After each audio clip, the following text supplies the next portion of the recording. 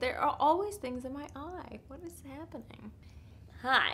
I'm gonna slouch because I don't feel like moving my camera focus, and I didn't think that when I'm sitting normally you can't see my ground. Hi, and welcome back to my kingdom. I thought I would start this video by basically telling you what I would do if I actually had a kingdom.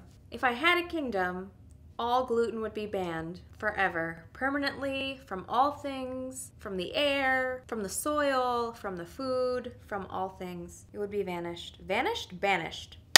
That would be my thing. So now I'm going to tell you why that would be. Celiac, which is an autoimmune disease that affects the small intestine. Basically, when you go anywhere near any way, shape, or form of gluten, it's the worst.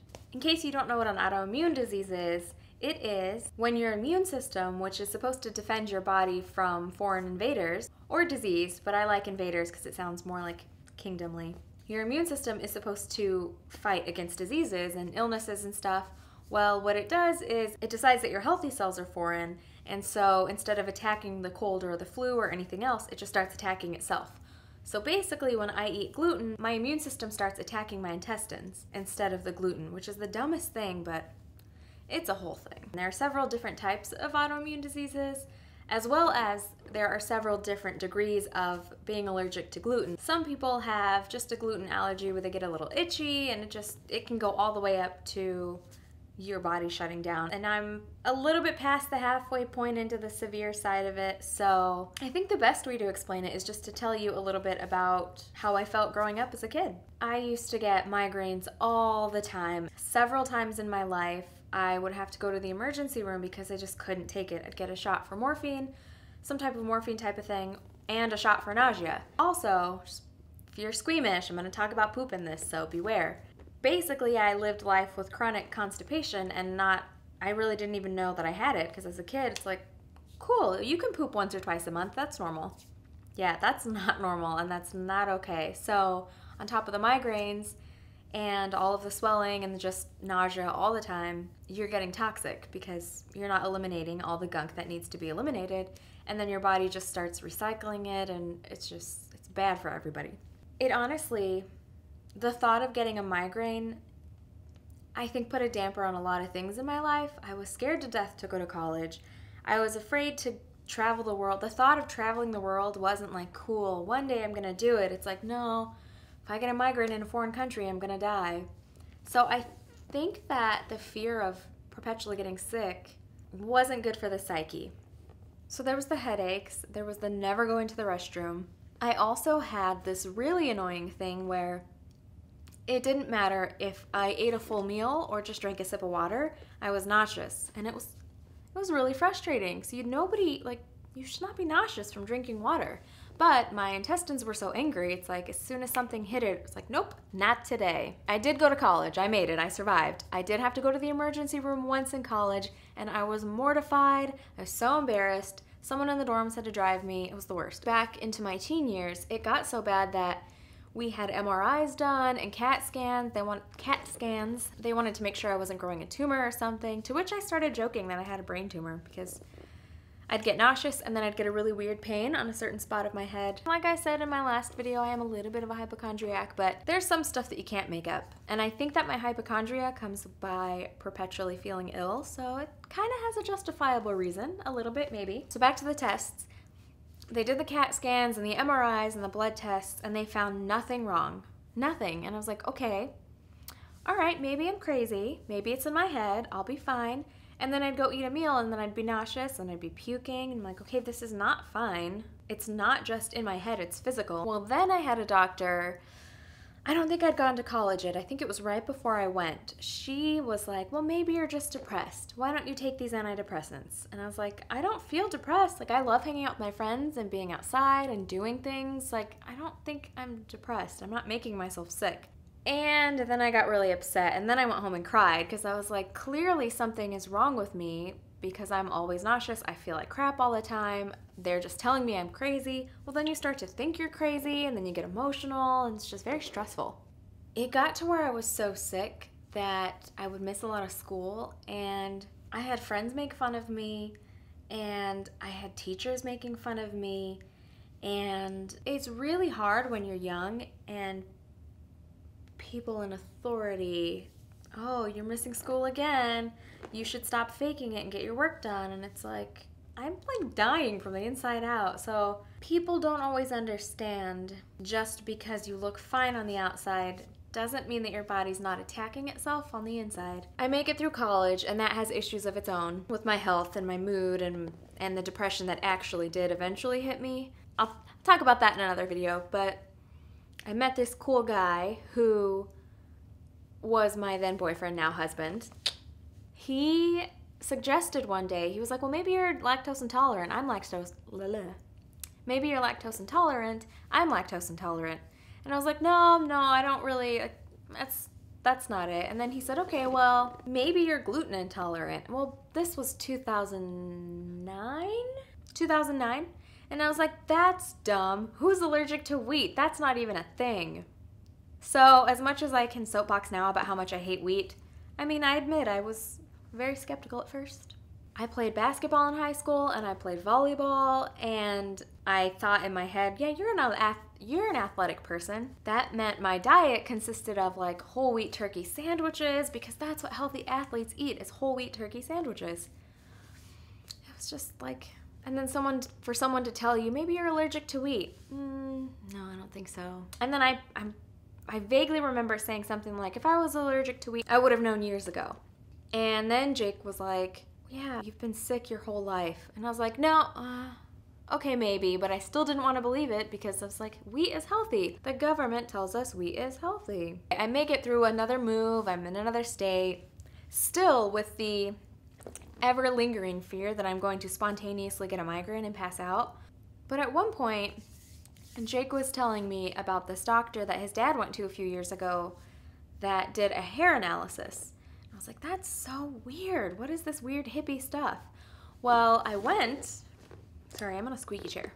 I went to get a hair analysis done, and this nutritionist is like, maybe you should stop eating wheat for a couple months and see how it does. And I was like, well, that's so weird, but okay. So I went gluten-free for 2 months, and I was like, okay, well, I still kind of feel nauseous, maybe not as much, I don't really know. Being nauseous and having like a constant dull headache every day kind of became the normal. So I couldn't really tell if it was making a difference or not. And one day, you know, you just have those days. I was having a crabby day. I was sick of thinking about what to eat. I really wanted pizza. So I went to Domino's, ordered myself a pizza, and I went home and I watched TV and I ate pizza and it was great. And then 30 minutes later, I was vomiting profusely. That was not fun. And then the next day, I woke up with a killer headache. It was the worst. And that kind of started my train of, well, I guess I can't eat gluten. So at this point, I think that was 6 years ago. So I've been completely gluten-free for 6 years, except for some cross-contamination, which actually happens easier, sadly, than I'd like to say. But you kind of learn places to go eat that are safe. Like, you can technically get an unwich from Jimmy John's, but they dip the knife in the spread and then they wipe it on bread and then they stick it back in. You're probably gonna get sick if you go there. So there's a lot of things. It just, honestly, it takes time to hammer out all of the details, and you learn how to live eventually. There's also this super great app that I have because we travel a lot with work, and it's called Find Me Gluten Free, and that will pull up all the gluten-free places you can eat within your surrounding area, or you can type in a search box, and that place is great because I have found some really cool hole-in-the-wall places that I did not get sick at. I've also found some places that are like, yeah, it's perfectly safe to eat at, and then 5 minutes later, I'm puking on the side of the road. So basically you live your life perpetually at your own risk, which I guess you do anyways with falling coconuts and sharks and all those other things. But if you're perpetually not feeling well, definitely get that checked. And with all of the blood tests I had, they checked my thyroid, they checked for brain cancer. By the time I was 19, I'd had an endoscopy and a colonoscopy, which is the worst. And both of those things said I was fine, and that was very frustrating because then you still feel like you're kind of crazy. It took me going a lot more of a holistic, natural way before someone could actually help me. So I do encourage you, if you feel like that might be something that's bothering you, or even any type of food allergy or autoimmune disease, I always recommend you go more of a natural, holistic approach. Doctors are there to save your life, and that's great, but I've had a lot of distrust for them. There are some great doctors out there. There's a website I haven't used because there are no physicians in my area, but it's called Paleo Physicians Network, and they'll help you find doctors that believe more in like a food can heal approach. I found that everyone's symptoms affect them differently. Somebody very close to me has not a technical diagnosis of celiac, but all of the symptoms. If he eats wheat, he feels really ill. And it's so hard to tell because it's different. When I eat wheat, I won't poop for a month, which then it gets toxic, and then that toxicity affects everything from my mood to how I feel to, I guess it's the same thing, to like I get really bloated and I get really stressed and my face breaks out. Like it affects everything because all that toxin sits there. Well, this guy I know, he eats wheat, and then within 5 minutes he's pooping his brains out. So it can be the polar opposite too, which is why it's so frustrating, is because you just feel ill and you don't know what it is, and this person has chronic diarrhea, and this person has chronic constipation, and this person just throws up all the time, and this person has all of the above, and it's really, really annoying. You can tell sometimes just by having a headache, and if you're not nauseous, your head is chronic headache, your joints can hurt, depression, anxiety, chronic fatigue. There were days that I had an office job and I would pretend to go to the bathroom in the middle of the day. Literally, I would sit on the toilet with my hands like this, and I would take like a 2-minute nap in my hands on the gross, nasty toilet because I was so physically exhausted. I thought I was gonna fall asleep standing up. It was the weirdest and the worst thing because then I was downing caffeine all day, and I'm a good water drinker, so it's not like I wasn't having water to balance it out, but I was still having more caffeine than is good for you. But just because I was so physically exhausted, I couldn't deal with life. There's so many different things that an autoimmune disease will manifest basically because your body's attacking itself, so it's not ever just one thing. As far as what I can eat, a lot of the mentality is I'm never gonna be able to eat anything again, I'm gonna be miserable. You can actually eat quite a few things. Check all the ingredients on all the labels, and that gets easier with time too. It seems really daunting, like I have to read everything, but you actually get used to it. I used to spend 2 to 3 hours in a grocery store bawling my eyes out because it was too hard. I'm never gonna eat again, or I just don't have the time or money to eat this way. And then after a while it becomes second nature and you stop getting sticker shock about paying $7 for a pack of 4 cookies. You just learn to make it work. I do tend to eat more on the paleo side because I'm definitely a carnivore, and I like their values about the animals being raised well and then they're treated better. And I'm pretty sure everybody paleo I know says to avoid wheat, so that's always great. Lots of vegetables, lots of fruits. Fruit salad, yummy, yummy. I found some really killer paleo baked goods. I can't bake to save my life, so I just buy them when I find them. I don't even know if I made a whole lot of sense other than if you feel like you're crazy because you perpetually feel bad and nobody's helping you and they're just telling you that you're crazy, maybe you're crazy and maybe you're a hypochondriac, but more likely than not, something is going on if you're feeling that way, and I wish for the best for you in finding out what it is and what's causing it. My brother has an allergy to carrots. Maybe it's just a carrot, this harmless little vegetable of a carrot, so definitely get it checked out if you feel strange.